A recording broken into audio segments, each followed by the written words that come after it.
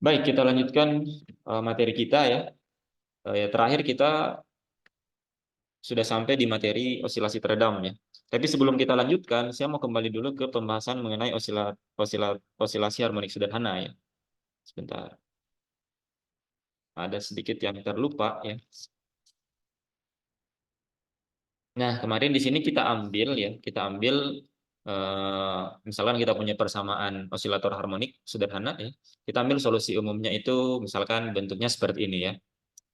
Tapi mungkin saja solusinya itu dia fungsi kosinus ya. Karena fungsi yang dimana turunan keduanya itu sama dengan fungsi itu sendiri bisa fungsi sinus dan bisa fungsi kosinus. Nah, sehingga kita bisa merumuskan solusi umumnya itu merupakan kombinasi dari keduanya ya. Bisa salah satunya atau bisa kombinasi linear dari keduanya ya. Jadi bisa kita tuliskan xt itu sama dengan misalkan cos omega t ditambah pi eh, ditambah b sin omega t plus pi. Nah, ini kalau kita masukkan ke dalam persamaan osilasi ini, dia akan memenuhi ya. Karena ini akan kalau kita diturunkan ini dua kali akan kembali ke fungsi kosinus, ini diturunkan dua kali akan kembali ke fungsi sinus ya. Jadi boleh salah satunya, boleh kombinasi keduanya ya. Di mana kita sudah tahu A itu amplitudo, omega itu adalah um, kecepatan sudut ya. Kita bisa dapatkan informasi frekuensi dan periode di situ, dan P di sini adalah sudut fasa ya. Biasanya kalau umumnya kita mengambil sudut fasanya sama dengan nol ya. Kita mulai dari titik nol. Nah, jumlahan fungsi sinus dan kosinus ini itu dapat dapat kita nyatakan dalam bentuk fungsi sinus atau fungsi kosinus saja ya. Jadi misalkan kita punya solusi umum seperti ini, itu tetap bisa kita nyatakan dia dalam fungsi sinus saja atau fungsi kosinus saja dengan sedikit trik ya. Nah, misalkan kita ambil A ini karena dia konstan, kita bisa ambil dia sama dengan misalkan C cos beta ya. Kemudian kita ambil B di sini, dia sama dengan C sin beta misalkan, di mana beta ini itu juga adalah konstan, C adalah konstan. Kemudian kita masukkan ke dalam solusi umumnya. Maka kita akan dapatkan xt-nya sekarang sama dengan di sini menjadi C cos beta cos omega t ditambah pi ditambah C sin beta sin omega t ditambah pi ya. Nah, kemudian tinggal kita ingat beberapa sifat dari trigonometri. Bentuk persamaan ini itu bisa kita sederhanakan menjadi C cos omega t ditambah pi dikurang beta ya. Begitu juga sebaliknya, misalkan kita mau ubah dia menjadi fungsi sinus ya, tinggal kita ambil konstanta A itu misalkan C sin beta, yang B-nya C cos beta. Kemudian kita masukkan, nanti kita bisa sederhanakan bentuknya menjadi fungsi sinus saja ya. Seperti itu. Oke, baik, kita akan lanjutkan materi kita sekarang ya. Yang terakhir kita membahas mengenai osilasi teredam ya. Jadi dalam kehidupan nyata itu tidak mungkin terjadi osilasi harmonik sederhana tanpa adanya gaya eksternal ya. Karena pasti ada gaya gesek yang terjadi, baik itu gaya gesek dari permukaan, misalkan untuk gerak pegas ini permukaan lantainya, ataupun dari gaya gesek gaya hambat dari udara ya. Nah, kita sudah turunkan di pertemuan sebelumnya. Kita dapatkan bentuk persamaan geraknya ya seperti ini, di mana gamma itu dia merupakan faktor redamannya ditentukan oleh konstanta ini, konstanta B. B itu adalah ini ya konstanta pada gaya geseknya. Jadi ini adalah faktor redamannya, dan omega ini adalah yang menentukan osilasinya ya, menentukan bagaimana gerak osilasinya. Karena di sini ada informasi mengenai frekuensi dan periode dari gerak osilasinya. Nah, kemudian kalau kita lihat persamaannya, di mana kita punya di sini persamaan ada suku x double dot, x dot, dan x. Nah, untuk menyederhanakan solusi yang kita punya, maka kita bisa menebak fungsi di mana turunan pertama, turunan dua kalinya itu merupakan fungsi itu sendiri. Nah, bentuk umumnya adalah bentuk eksponensial. Ya. Kemudian kita masukkan ke dalam persamaannya, kita dapatkan dua buah solusi untuk alfanya di sini ya. Ada alfa 1, 2, di mana alfa ini tadi apa ya? Alfa ini adalah ini ya, pangkat dari eksponensialnya ya. Jadi ada kemungkinan dua solusi. Jadi ada solusi untuk alfa 1 itu AE alfa 1T dan untuk alfa 2 BE alfa 2T. Nah, sehingga solusi umumnya itu bisa kita nyatakan kombinasi dari keduanya, kombinasi linear keduanya ya. Tinggal nanti yang menentukan adalah konstantanya ya. Bisa salah satunya tapi secara umum kita ambil bentuk lengkapnya ya. Artinya dia merupakan kombinasi linear dari kedua buah solusi tersebut ya. Nah, sehingga di sini kita bisa sederhanakan bentuk uh, solusinya dengan memasukkan nilai alfa 1 dan alfa 2-nya ya. Alfa 1 itu plus, alfa 2 itu dia minus ya, tanda di sini yang dipilih. Nah, sehingga kita dapatkan bentuk solusi umumnya seperti di sini ya. Jadi xt itu sama dengan e berpangkat minus gamma t, a e berpangkat gamma t ditambah b e berpangkat minus omega t ya. E berpangkat omega t ditambah b e pangkat minus omega t, di mana omega itu adalah akar dari gamma kuadrat dikurang omega kuadrat. Nah, dari nilai omega ini itu bisa muncul tiga buah kondisi osilasi teredam. Yang pertama itu jika gammanya lebih besar daripada omega, artinya faktor redamannya lebih besar daripada faktor osilasinya, ya, maka biasa disebut overdamp atau biasa juga disebut overdamping ya, overdamping. Nah, kalau gammanya kurang dari omega, osilasinya mendominasi redaman, maka disebut sebagai underdamp atau juga biasa disebut underdamping. Nah, kemudian yang ketiga, kalau faktor redamannya sama dengan faktor osilasinya ya, maka ini disebut sebagai critically damp ya, atau biasa juga disebut critical damping. Di beberapa buku disebutnya critical damping, ada juga critical damp ya.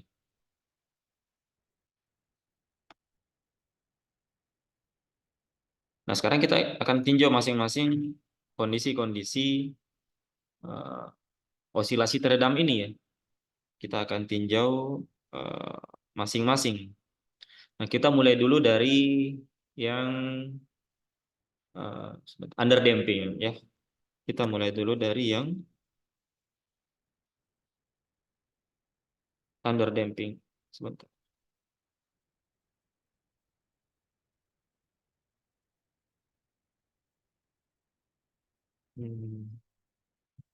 Kita mulai dulu dari kasus under damping.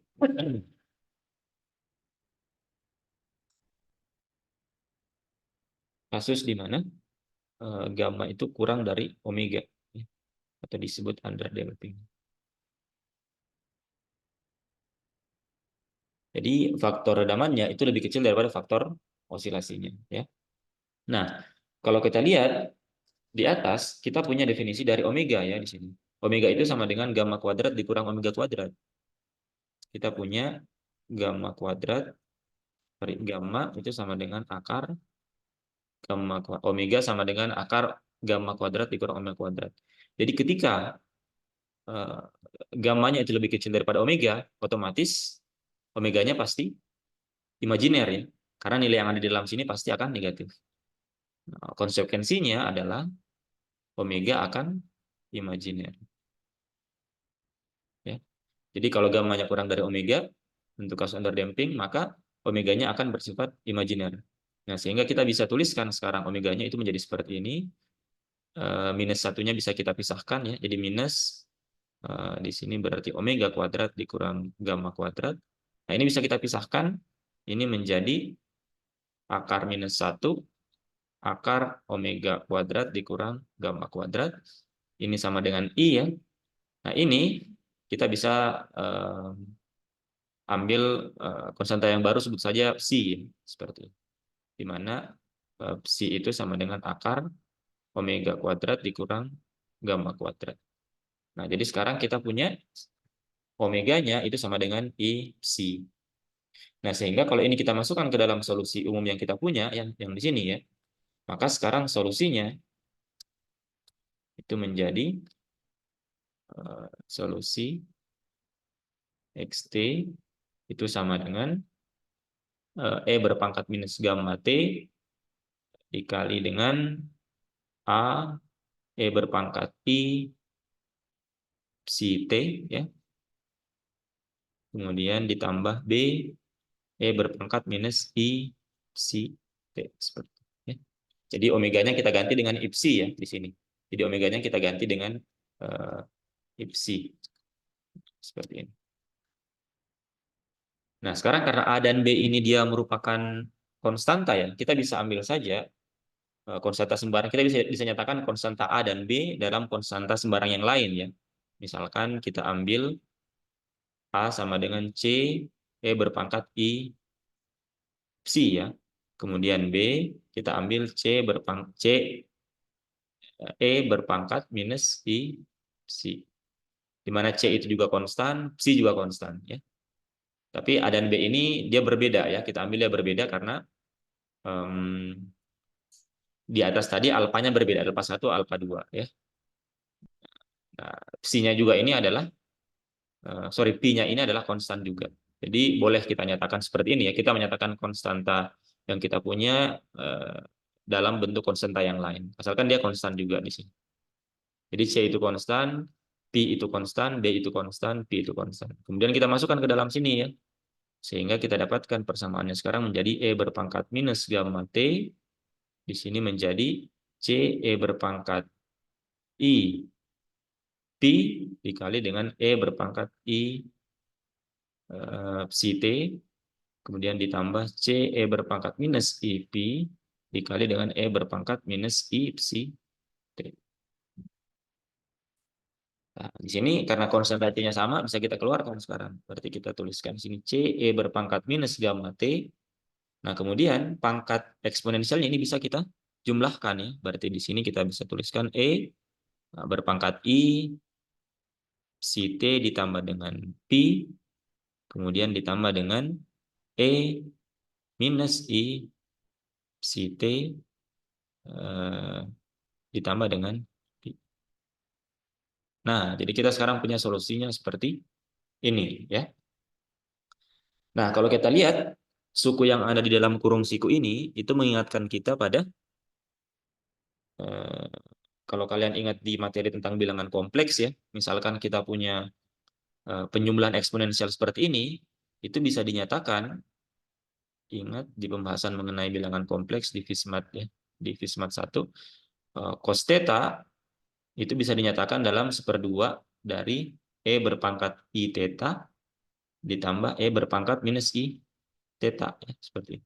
Ini bisa disilakan dicek di pembahasan mengenai Fismat ya. Kalau yang sin itu 1/2 E pangkat I theta dikurang E berpangkat minus I theta ya. Nah, suku yang ini ya, suku yang ini ya, itu sama dengan bentuknya suku yang ini ya. Nah, di mana di sini theta itu sama dengan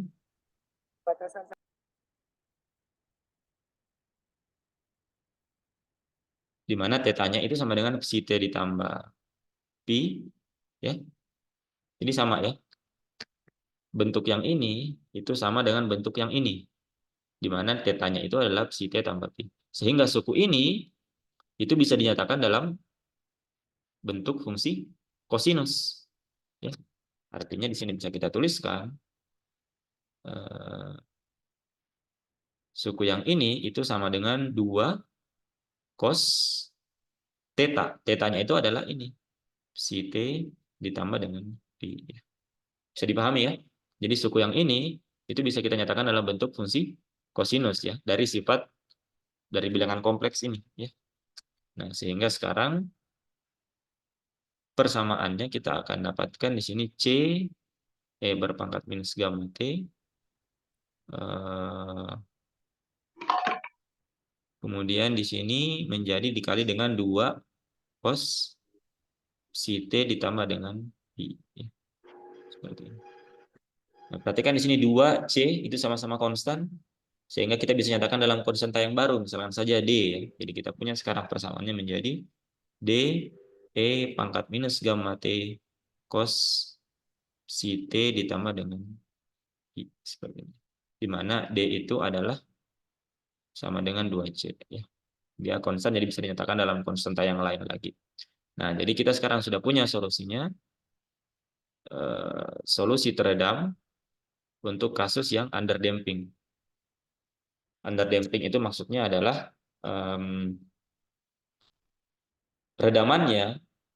osilasinya itu mendominasi redamannya, ya.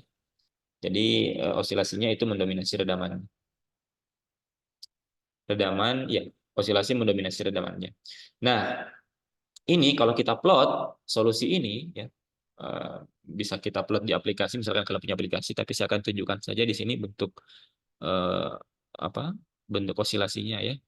Bentuk plotnya. Ini misalkan T, ini adalah XT. Nah, kita bisa lihat di sini fungsi adalah fungsi kosinus. Tapi ada faktor redaman di sini, ya. Jadi ini adalah fungsi osilasinya.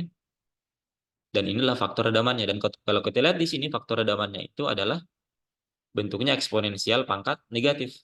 Artinya terjadi peluruhan, ya. Jadi misalkan kalau kita plot fungsi eksponensialnya tersendiri, kira-kira plotnya itu akan seperti ini, ya. Kira-kira plotnya akan seperti ini. Nah, ini plot untuk E berpangkat minus gamma T. Nah, sedangkan kalau kita gabungkan, ada fungsi osilasinya, maka kira-kira bentuk osilasinya akan kira-kira seperti ini. Kan seperti ini.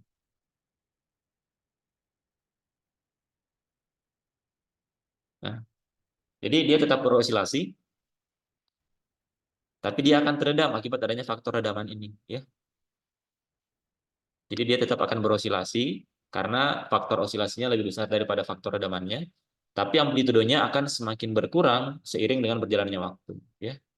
Karena kalau ini T-nya semakin besar, maka faktor pembaginya akan semakin besar, ya. Ini kan E pangkat minus gamma T, berarti di sini sama dengan cos si T plus Pi dibagi dengan E berpangkat gamma T. Kalau T-nya semakin besar, maka faktor pembaginya semakin besar, sehingga X-nya akan semakin kecil, ya. Akibatnya amplitudenya juga akan semakin kecil, semakin lama. Ya. Nah, ini bisa coba kalian, misalkan kalian punya aplikasi plotting, ya.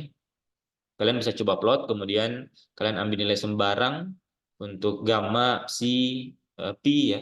Kemudian variasikan waktunya. Atau D-nya bisa diambil satu, ya. Misalkan diambil satu, amplitudenya misalkan diambil satu. Kemudian tentukan konstan gamma dan psi-nya dan pi-nya dengan konstanta sembarang. Nah, jika kalian plot, maka akan didapatkan plot osilasi seperti ini, ya. Seperti ini. Ini dia tetap berosilasi, tapi dia akan teredam, ya. Seperti itu. Jadi di titik T yang sangat besar, maka amplitudenya akan semakin kecil. Tapi dia akan tetap berosilasi, karena faktor osilasinya itu lebih besar daripada faktor redaman. Oke. Sampai sini ada yang mau ditanyakan? Belum kita lanjutkan. Jadi ini untuk kasus underdamping, ya. Kita dapatkan bentuk osilasinya sekarang seperti ini. Jadi kombinasi antara eksponensial dan fungsi kosinus. Fungsi ini yang mewakili osilasinya, fungsi ini yang mewakili redaman. Sekarang kita ke kasus yang kedua. Kasus yang kedua kita ambil kasus yang bagaimana kalau dia sama. Faktor redaman dan faktor osilasinya sama. Kalau dia sama, ini disebut critical damping, ya. Jadi kasus di mana gammanya itu sama dengan omega, atau disebut critically damp atau critical damping.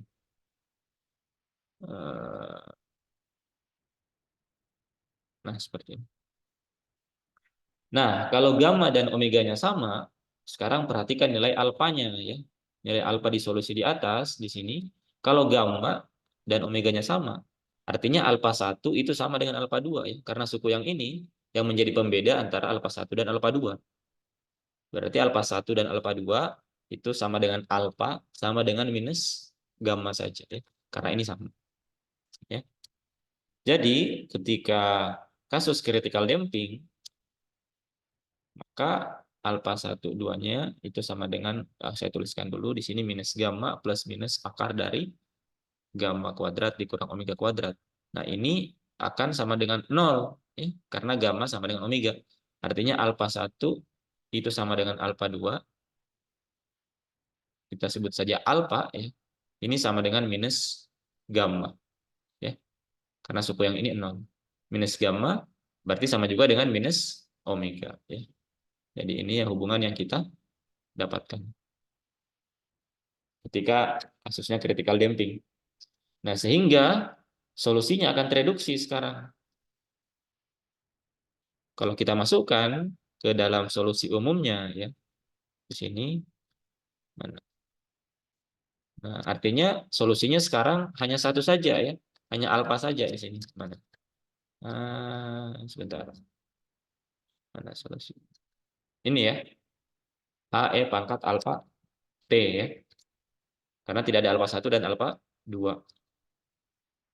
Atau kita masukkan saja ya di sini, kalau gamma dan omeganya sama, berarti di sini omeganya 0, ini juga omeganya 0, ya. Satu saya tuliskan saja supaya tidak. Nah, kita punya XT itu sama dengan E berpangkat minus gamma T. Kemudian di sini A, E berpangkat omega T, ya. Sebentar, saya lihat dulu. Oh ya, betul. Omega T. Omega T-nya itu didapat dari sini. Artinya omeganya sama dengan 0. Berarti di sini AE-nya pangkat 0 ditambah dengan B. Di sini E pangkat minus omega T, ya. Berarti di situ sama dengan 0 juga. Ya. Berarti ini akan sama dengan A ditambah B saja. Karena A dan B konstan, kita bisa nyatakannya dalam konstanta yang baru, ya, misalkan C. Sehingga sekarang solusinya itu tereduksi menjadi XT itu sama dengan C E berpangkat minus gamma T. Ya.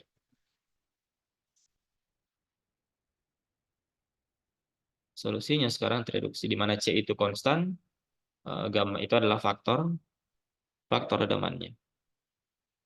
Nah, sekarang kita mau memeriksa apakah solusi ini itu merupakan satu-satunya solusi. Nah, sehingga kita bisa buat solusi ini menjadi lebih umum lagi, ya. Ini kan solusi tebakan kita, ya. Kita ingin mengecek apakah ini betul-betul satu-satunya solusi. Bagaimana caranya? Dengan mengambil A itu sebagai fungsi waktu. Sorry, mengambil C sebagai fungsi waktu. Jadi kita ambil solusinya menjadi lebih umum dengan mengambil C itu merupakan fungsi dari waktu seperti ini. Ya. Jadi fungsi ini otomatis dia menjadi solusi, tapi apakah ketika C-nya itu merupakan fungsi waktu, dia merupakan solusi atau tidak, kita akan lihat, ya, syarat apa yang diharuskan, dibutuhkan, ya. Bagaimana caranya? Sekarang solusi yang ini itu kita masukkan ke dalam persamaan geraknya, ya. Kita masukkan ke persamaan geraknya. Persamaan gerak yang mana? Mana persamaan gerak? Nah, yang ini, ya. Kita masukkan ke sini. Jadi kita punya solusinya itu adalah X sama dengan C, E berpangkat minus gamma T. Kita perumum dia dengan mengambil C itu sebagai fungsi waktu, ya. Ini kita masukkan ke dalam persamaan gerak. Saya tuliskan dulu di sini persamaan geraknya adalah X double dot ditambah 2 gamma X dot ditambah omega kuadrat X.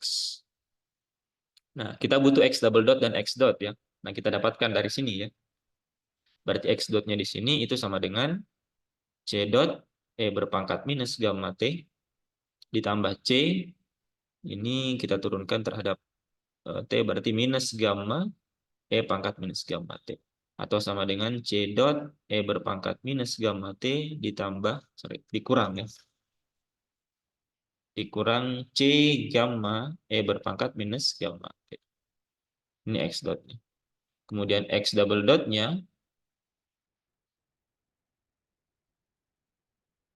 X double dotnya berarti kita turunkan yang ini ya. Kita turunkan masing-masing suku. Berarti kita turunkan dulu suku yang pertama. Di sini ada C double dot E berpangkat minus gamma T ditambah C dot minus gamma E berpangkat minus gamma T, kemudian ditambah suku yang kedua dikurang. Dikurang, ini berarti gammanya konstan ya, gamma C dot E berpangkat minus gamma T, kemudian ditambah gamma C minus gamma E pangkat minus gamma T. Ya. Jadi tinggal diturunkan saja ini ya. X dotnya diturunkan terhadap T, X double dot diturunkan 2 kali terhadap T. Nah, ini tinggal diselesaikan. Kemudian nanti kita masukkan ke dalam persamaan geraknya ya. Oke, karena waktunya tinggal 1 menit lagi, kita break dulu. Nanti kita akan lanjutkan di sesi yang kedua ya.